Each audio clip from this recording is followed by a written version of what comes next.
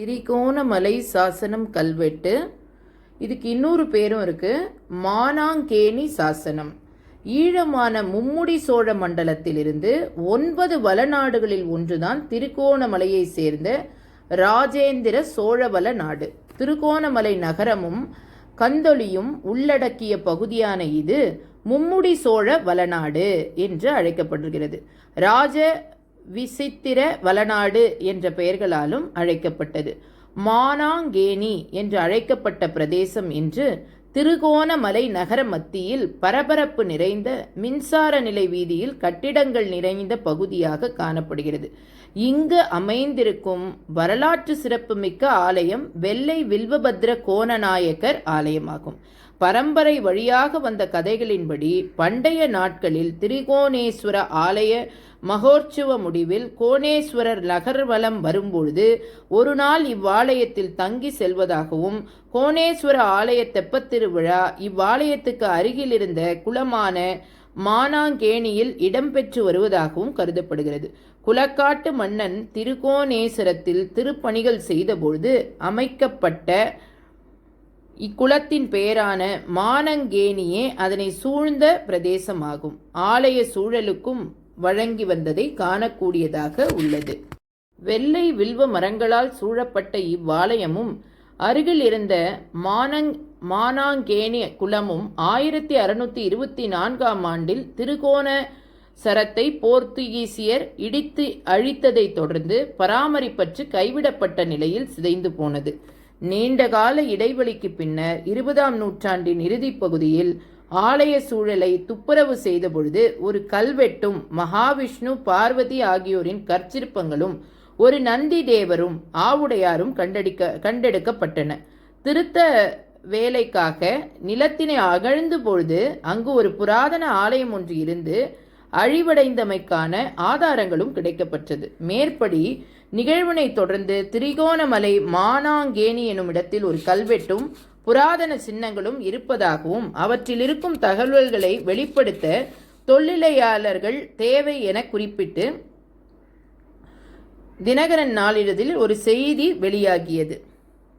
பல சோழர் கால தொல்லியல் சின்னங்களையும் கல்வெட்டுகளையும் தேடி வெளி உலகிற்கு அறிய தகுந்த பெருமைக்குரியவர் திரு தம்பிராசா அவர்களின் அழைப்பு பேராசிரியர் குணசிங்கம் அவர்களின் கவனத்தை ஈர்த்தது. அதன் விளைவாக 17/6/1972 சோழ லங்கேஸ்வரன் தொடர்பான மானாங்கேணி கல்வெட்டு கட்டுரையாக வீரகேசரியிலும் சமகாலத்தில் ஈழநாடு தினகரன் பத்திரிகையிலும் வெளிவந்தது குறிப்பிடத்தக்கது. இவ்வாறு கண்டுபிடிக்கப்பட்டு வெளிப்படுத்தப்பட்ட கல்வெட்டு துண்டமானது அதன் இரு பக்கங்களும் வெட்டப்பட்டிருந்தாலும் அதன் நடுவில் நீல சதுரமான துவாரம் காணப்பட்டதாலும் அச்சாசனத்தின் சில சொற்களையும் எழுத்துக்களையும் மட்டுமே அடையாளம் காணக்கூடியதாக இருந்தது.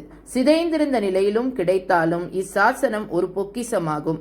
இலங்கையில் சோழ லங்கேஸ்வரன் தொடர்பான தகவல்களை தரும் கல்வெட்டுகளில் இச்சாசனமும் ஒன்றாகும் என்பதே அதன் முக்கியத்துவத்திற்கு காரணமாகும்.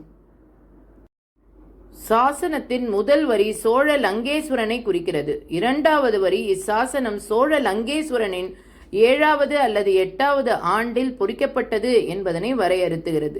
3வது வரி முதல் 5வது வரையில் உள்ள வரிகள் லங்கையான மும்முடி சோழ மண்டலத்தில் இருந்த வளநாடான ராஜேந்திர சோழவள நாட்டினை குறிப்பிடுவதுடன் அதன் மறுபெயராக மும்முடி சோழ வளநாடு எனும் பெயரையும் அறியத்தக்குகிறது. தொடர்ந்து வரும் 6 அல்லது 8 வரையில் உள்ள வரிகள் திருகோணமலை ஸ்ரீ மத்தியஸ்கேஸ்வரத்தின் மூலஸ்தானம் பற்றியும் ஈஸ்வரமுடையார் கோயில் ஒன்றினை பற்றியும் சொல்லுகிறது. அதன் பின்வரும் பகுதி சோழ மண்டலத்து ராஜேந்திர சிங்க வளநாட்டு மூவேந்த வேளாளன் கணபதி பற்றியதாக அமைந்திருக்கிறது. திருகோணமலையில் மத்தியஸ்கேஸ்வரம் சோழலங்கேஸ்வரம் என்பன பற்றி குறிப்பிடப்படுகின்றன. இச்சாசனம் மிக முக்கியமான வரலாற்று சாசனமாகும். சோழ லங்கேஸ்வரன் என்ற பட்டம் சோழர்கள் தாம் கைப்பற்றி ஆண்ட நாடுகளை எவ்வாறு ஆட்சி புரிந்தார்களோ அதே முறையில் ஈழமான மும்முடி சோழ மண்டலத்தையும் ஆண்டார்கள் என்பதனை ஆதாரப்படுத்தி நிற்கிறது. சோழ மண்டலங்களுக்கு அதிபர்களாக சோழ இளவரசர்களை நியமிக்கும் பழக்கம் 1ஆம் ராஜேந்திரன் காலத்தில் ஆரம்பமாகியது. சோழர் ஆட்சியில் பாண்டிய நாட்டுக்குரிய அரசு பிரதிநிதியாக சோழ வம்சத்தை சேர்ந்த ஒருவரை நியமித்து அவருக்கு சோழபாண்டியன் என்ற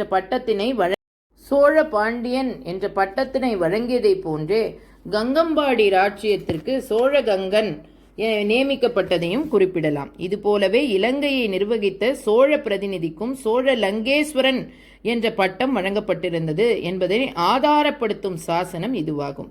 கிபி 1055 ஆண்டளவில் எழுதப்பட்ட ராஜேந்திர சோழனுடைய மெய்கீர்த்தியில் சோழபாண்டியன், சோழகங்கன், சோழ கேரளன், சோழ ஆதித்ய அரசன், சோழ கனகராசன், சோழ கண்ண குஞ்சியராசன், சோழ வல்லபன் என்னும் பட்டங்களை பெற்றிருந்த சோழர்களை பற்றி சொல்லப்படுவதை காணலாம். இலங்கை அரசனை லங்கேஸ்வரன் என்று குறிப்பிடும் வழக்கம் தமிழர் வரலாற்றில் பண்டை காலம் முதல் வழக்கில் இருப்பதாகவும், தேவார பாடல்களில் இலங்கை மன்னன் ராவணன் லங்கேஸ்வரன் என்று அழைக்கப்படுவதை இதற்கு உதாரணமாக கொள்ளலாம். எனவே இலங்கேஸ்வரன் என்பது இலங்கைக்கான மும்முடி சோழ மண்டலத்தை நிர்வகித்த சோழ பிரதிநிதியின் பட்டப்பெயர் என்பது உறுதியாகிறது. சோழ லங்கேஸ்வரனின் 7வது அல்லது 8வது ஆட்சி ஆண்டில் எழுதப்பட்ட இச்சாசனம் குறிப்பிடும் இன்னொரு செய்தி அக்கால வழக்கில் கோணேஸ்வரம், மத்தியகேஸ்வரம் என்று அழைக்கப்பட்டது தொடர்பானதாகும். மத்தியஸ்ய கேஸ்வரம் எனும் மச்சகேஸ்வரம் மகாவிஷ்ணுவின் மச்ச அவதாரம் தொடர்பான ஒரு புராண கதையை அடிப்படையாக கொண்டதாகும் என்று தக்ஷிண கைலாச புராணத்தில் மச்சாவதார படலம் திருமால் மீனாக அவதாரம் எடுத்து உலகினை காத்த பின் மீண்டும் திருமால் உருவெடுத்து தக்ஷிணை காலம் என போற்றப்படும் மத்தியஸ்யேஸ்வரத்தினை திருகோணேஸ்வரம் வணங்கிய செய்தியை சொல்லுகிறது. திருகோணமலை நிலாவொளி தான சாசனம் ஸ்ரீ கோணபர்வதம் திருகோணமலை மத்தியகேஸ்வரருடைய மகாதேவிற்கு நிச்சலிவு நிபந்தனமாக என்று. இம்மானங்கேணி சாசனம் சோழ உயர் அதிகாரிகளில் ஒருவரான மூவேந்தர் வேளாளன் எனும் பட்டம் பெற்ற ராஜேந்திர சிம்ம வளநாட்டு கணபதி என்பவனால் மத்தியகேஸ்வரத்துக்கு மூலஸ்தானம் தொடர்பாகவும் மற்றொரு ஈஸ்வரம் தொடர்பாகவும் செய்யப்பட்ட ஒரு ஏற்பாட்டினை பதிவு செய்து உள்ளது. திருகோணமலை நகர மத்தியில் அமைந்திருக்கும் வெள்ளை வில்வ பத்ர கோண நாயக்கர் ஆலயத்தில் இன்றும் இந்த சாசனம் இருப்பதாக சொல்லப்படுகிறது.